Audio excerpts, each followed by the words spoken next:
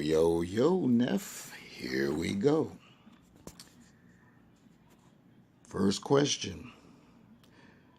How do you feel about Executive Order 13603? Which I never really heard of, but I'm glad you asked. And that's the National Defense Resources Preparedness Executive Order, or Executive Order with that number, is a type of martial law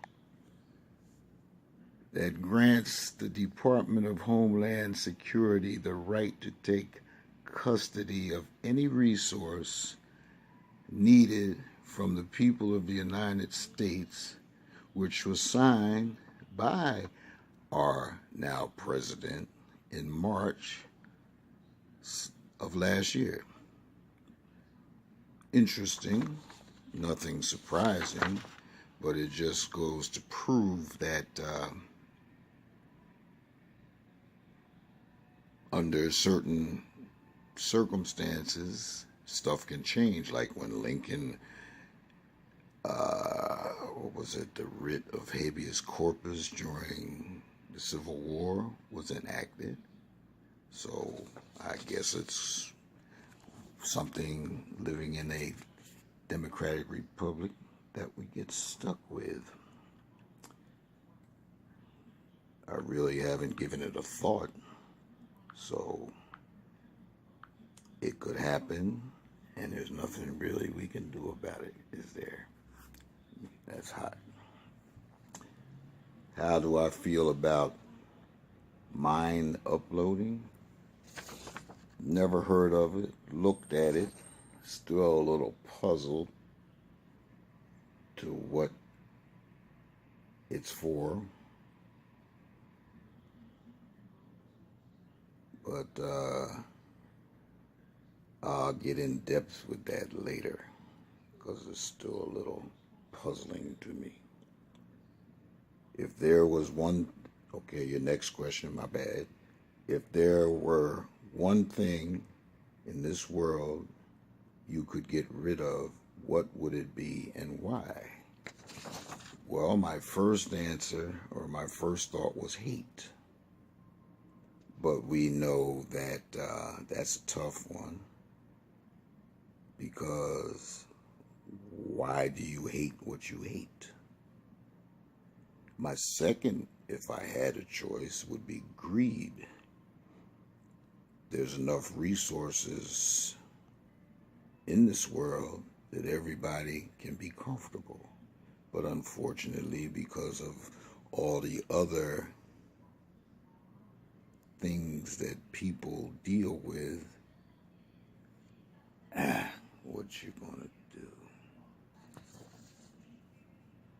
And then your next question, how were you able to go to war for a country knowing when you returned home you were a second-class citizen?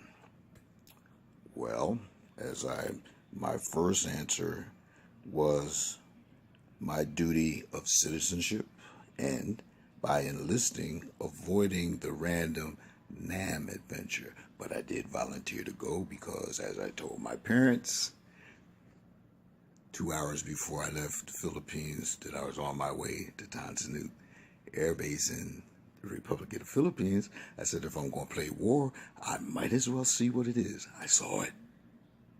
I didn't like it. And I always would have liked my son, who did Afghanistan and watch his plane get blown up, would have loved for him to talk to his grandfathers about their war experience in World War II and in Korea. Because I'm sure they would have plenty to talk about when he would question them, but he didn't get that opportunity. He had it, but he didn't take it. As far as being checked, wait a minute, hold it, let me get this back up again. As far as being treated as a second-class citizen, I've always known that things were a little strange. I guess my first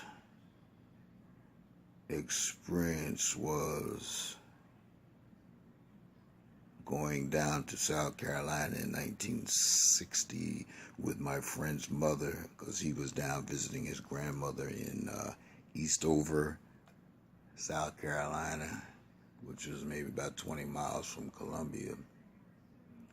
And the experience of stopping at a Esso station and having told our restroom was around the back of the building, which was literally an outhouse. And I scratched my head because it smelled so bad, and the only conclusion I came to after I really thought about it without comment, because you're only 12 years old, so you don't say stuff, that the folk that ran the gas station made sure it was smelly and stinky, because that's how they felt about black folk. All right. Your next question. In Genesis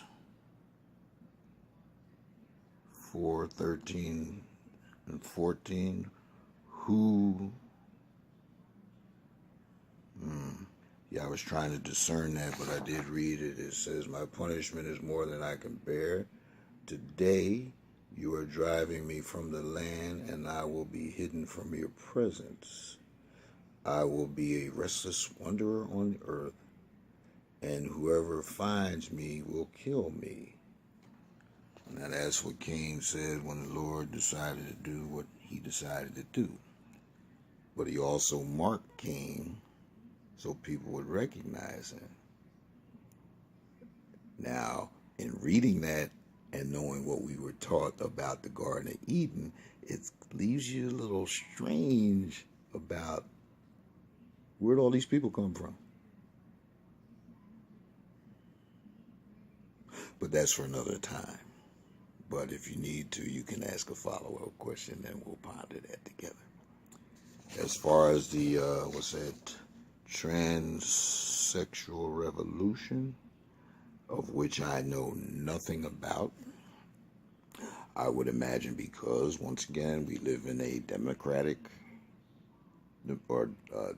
republic, and somehow or other, because of the way the Constitution was written, especially in the preamble, the way the Declaration of Independence was written, certain inalienable rights, and remember, yes, we give credit to our Creator, but we also have to acknowledge that sin is in the world, and it's just awkward because you hear folks saying that we're a Christian country. Based on what? The Constitution is clear. There is no state-sanctioned religion. You have the freedom to conduct yourself as you choose to conduct yourself. Now, it's up to those who are in a position to say not so. That's on them. But, in my opinion, because we live where we live, people are allowed to do what they're allowed to do. That's all I can say. All right. Do you believe that what we are seeing today are the things taught in the Bible about the end of the world? No doubt. Now, how long it's going to take?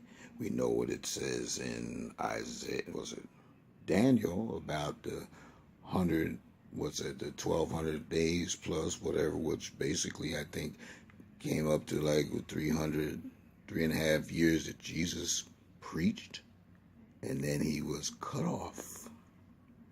We'll go with that. Are you proud to have served in the United States military? Why or why not? Well, I did what my citizenship at that time required me to do. Looking back, if I had a do-over, I'd go to jail. But because I wasn't mentally prepared for that at that time in my life, I would probably have done what I did. I have no problems with a person being a conscientious objector because I know about two, one personally, and one lost his heavyweight title and the other one continues to live his life to the fullest of his capacity. So I'm glad. Next question. What do you think is needed for all the races to be able to come together?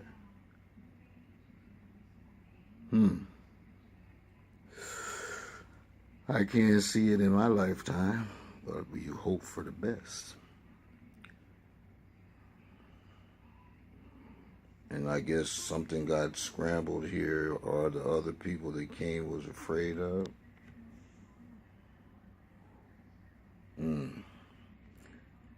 That goes back to the question if what was said about the Garden of Eden, where did Cain get kids from? So that one, gotta ask God about that when you see him. If he gives you the opportunity to ask the question. To say, we will understand it by and by, because I sure don't. Next question. Are Black Americans missing a black leader like Martin Luther King Jr. or Malcolm X? Sure. You had Huey Newton, you had Marcus Garvey, you had all these great men of color who either got screwed, went to jail, or got killed. Why?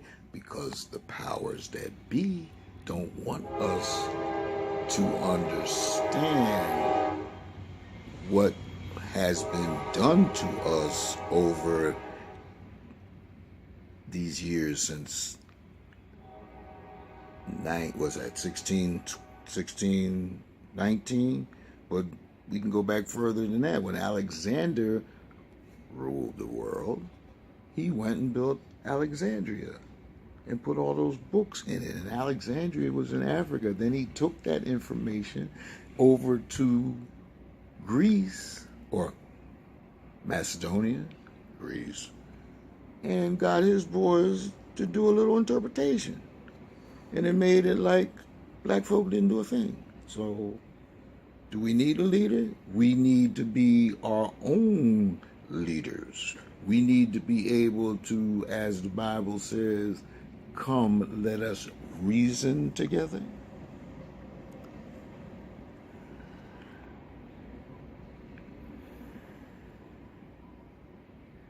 And your last question. Do you believe there are more non-blacks for the better of our country?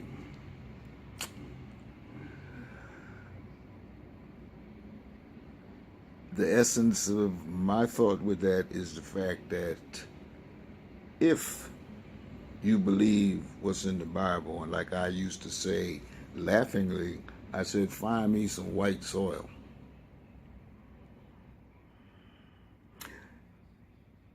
And that said, black gold, what does coal turn to after it's used up? What does oil turn to after it's used up? Where did diamonds come from in its beginnings? And all those things. We look at what's built in different parts of the world, the pyramids. We find artifacts that prove that the people of Africa were already there. But here's a good one. In closing, you can find that The East Africans knew. The West Africans got caught up. Why or how is still being processed. That's why when Israel brought all those uh, Ethiopian Jews, where is Ethiopia? In the eastern part of Africa, and they knew they had to do it because the main thing is the Israelis that are there are not the Israelis or the Israelites who left Egypt. Mm. Well, I hope that gets you started, and feel free to lay some more on me, and I'll give you my thoughts. Much love. Happy Prep Day. See you soon, and enjoy this later.